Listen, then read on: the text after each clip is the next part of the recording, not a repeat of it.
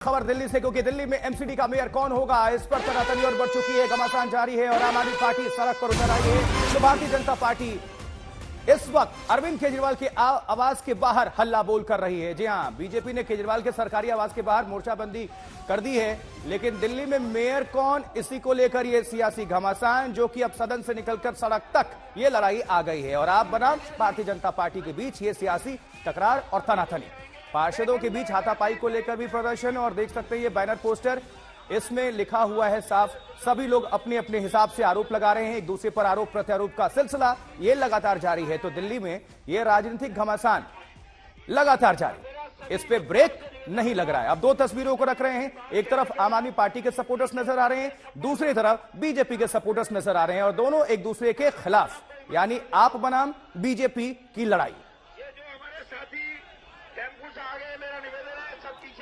तो पहले मेयर पद को लेकर हंगामा, अब धरना प्रदर्शन। वहां तुम्हारा काम ठीक हो जाएगा। अब सेंट्रल में क्या करेंगे? कह रहे काम करते हैं सेंट्रल में 2 दे देंगे, मगर सर 2 से तो बराबर हो जाएंगे कांग्रेस और मतलब बीजेपी और आम आदमी पार्टी, तो सेंट्रल में बराबर होगा। फिर कैसे काम चलेगा जी साहब? ऐसा करें, उसमें चिंता क्या है? कांग्रेस की एक पार्षद है, उसको हज कमेटी में दे देते हैं, उसकी वोट भी दिलवा देंगे तुम्हें।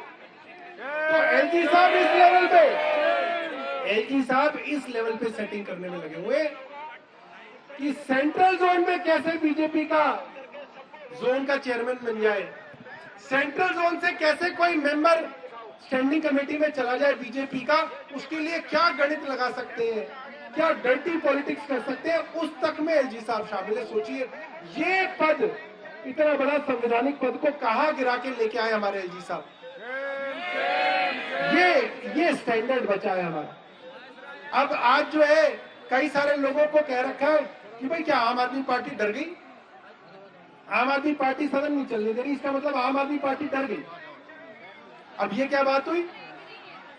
बेईमानी बीजेपी कर रही है, हम उनकी बेईमानी चलने दें तो हम साहसी हैं, तो हम बहुत वीर हैं, और हम उनकी बेईमानी पकड़ ले हाथ करके तो कह रहे हैं तुम डर गए।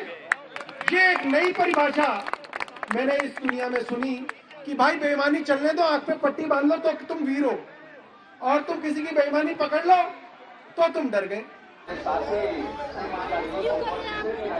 देखिए, अरविंद केजरीवाल को समझना पड़ेगा कि कानून के हिसाब से, आपके हिसाब से कानून नहीं चलेगा, कानून तो कॉन्स्टिट्यूशन के हिसाब से चलेगा।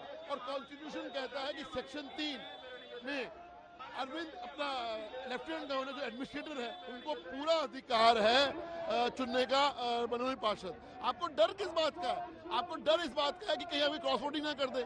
हाउस के अंदर जिस प्रकार से कानून का उल्लंघन हुआ, ये देखिए फोटोग्राफ, इनके अपने विधायक, इनके अपने पार्षद जिस प्रकार से वहां धक्का मुक्की करी, मैन हैंडलिंग करी, लोगों से हिंसा करी, हमारे 7 पार्षदों को चोटें आई हैं, अपना उनका फ्रैक्चर हुआ है। ये दिखाता है कि अरविंद केजरीवाल को कानून पर विश्वास नहीं है। हमारी मांग है कि तुरंत से तुरंत हाउस को बुलाएं, तुरंत से तुरंत ओथ होनी चाहिए, और मेयर, डिप्टी मेयर और स्टैंडिंग कमेटी का चुनाव होना चाहिए इमीडिएटली। तो दोनों ही पार्टियां एक दूसरे के खिलाफ मैदान में उतर आई हैं, यानी कि आप बनाम बीजेपी की ये लड़ाई जो कि लगातार जारी है। चलिए, हमारे 2 सहयोगी हमारे साथ जुड़ रहे हैं। रामकिंकर सिंह इस वक्त मौजूद है दिल्ली में, जहां पर अरविंद केजरीवाल के सरकारी आवास के बाहर बीजेपी के कार्यकर्ता उतरे हुए सड़कों पर। रामकिंकर, पहले आपका रुख कर लेते हैं, क्या अभी तस्वीरें, कौन कौन पहुंचा हुआ है और किस तरह से वहां पर कार्यकर्ता अपनी बात को रख रहे हैं?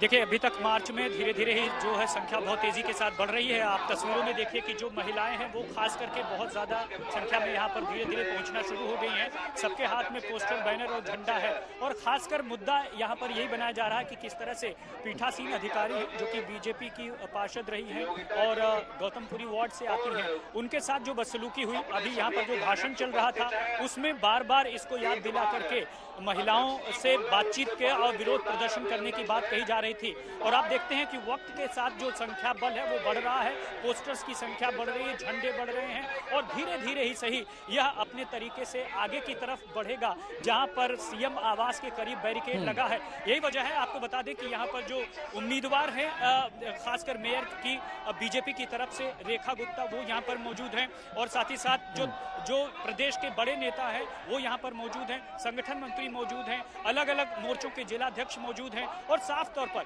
अपने तरीके से अपना विरोध प्रदर्शन में हिस्सा ले रहा है और सबका यही कहना है कि वह पुरजोर विरोध प्रदर्शन आज करेंगे और इस आवाज को कम से कम सीएम आवास तक जरूर पहुंचाएंगे। बिल्कुल रामकिंकर सिंह, आप बने रहे हमारे साथ, हर तस्वीर को आप दर्शकों तक साझा कर रहे हैं। अब हम चलते हैं पंकज जैन का।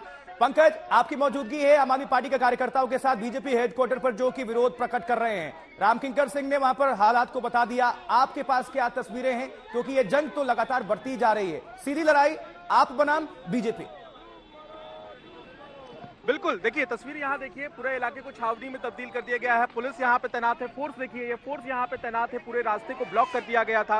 और जिस तरह से आम आदमी पार्टी पिछले 1 घंटे से यहाँ पे प्रदर्शन कर रही है, कहीं ना कहीं उनकी मांग यही है कि नई तारीखों की घोषणा की जाए एलजी के द्वारा चुनाव को लेकर। लेकिन सवाल यही है कि तारीखों की घोषणा हो भी गई, कार्रवाई शुरू हो भी गई, तो क्या हंगामा नहीं होगा? हमारे साथ आम आदमी पार्टी के नेता कार्यकर्ता यहाँ पे मौजूद है, क्या मांग आप लोग कर रहे हैं? देखिए, हम ये मांग ये कर रहे हैं कि जब लोकतंत्र में जनता ने हमारी पार्टी को चुनकर भेजा है, तो जिस तरीके से बीजेपी असंवैधानिक तरीके से अपने जो मनोनीत निगम पार्षद चुन लिए, फिर उन्हें गैर संवैधानिक तरीके से सबसे पहले शपथ कराई जा रही थी, तो किसी तरीके आप देखिए कि जनता में ये मैसेज जा रहा है कि जो बीजेपी है वो लोकतंत्र की हत्या कर रही है, वो पूरी गुंडागर्दी पे उतर आई है। और सबको पता है कि जिस तरीके से वो कार्य कर रही है या जिस तरीके की वो चीजें कर रही है, उससे नुकसान सिर्फ दिल्ली वालों का होने वाला है।